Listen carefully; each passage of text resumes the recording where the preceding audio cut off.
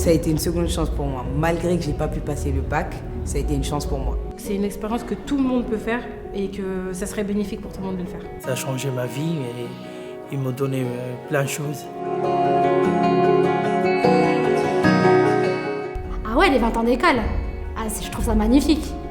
C'est de se dire que cette école existe depuis plus de 20 ans et qu'elle accompagne depuis plus de 20 ans des jeunes dans leur parcours. Je trouve ça génial.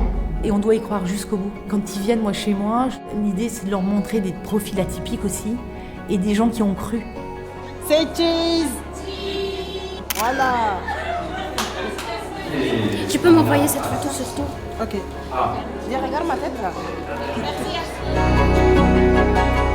L'école de la deuxième chance, c'est un organisme de formation qui s'adresse à des jeunes qui sont pas diplômés, peu diplômés, sortis du système scolaire ou qui ont un niveau de formation qui ne leur permet pas forcément d'accéder tout de suite sur un emploi.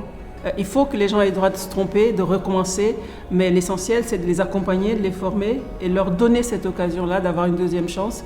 Et c'est ce que fait l'école de la deuxième chance. Par ailleurs, les jeunes sont volontaires pour y venir, c'est qu'ils ont envie de s'en sortir, on n'a pas le droit de les laisser voir. Grâce à l'école de la deuxième chance, j'ai gagné confiance en moi. J'ai pu effectuer plusieurs stages et j'ai trouvé mon orientation qui est l'animatrice sociale.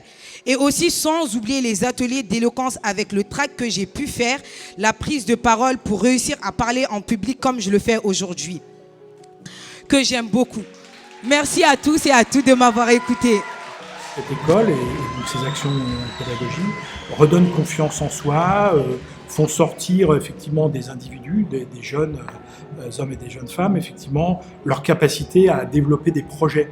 Et ça leur redonne vraiment une vraie confiance et une capacité à exister, à vivre et à construire sa vie.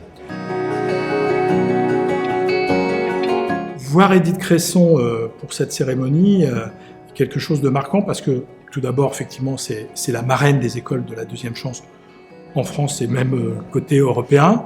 Donc, ancienne première ministre, c'est quelque chose. Elle a dû se battre pour monter ce dispositif et voir qu'il est là encore 20 ans après. Certes, c'est parce qu'il y a des besoins, et c'est surtout aussi parce qu'ils font un bon travail et que les résultats sont là.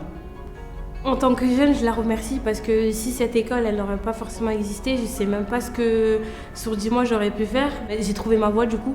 Je sais que maintenant je peux durer sur le long terme pour viser le métier d'expert comptable.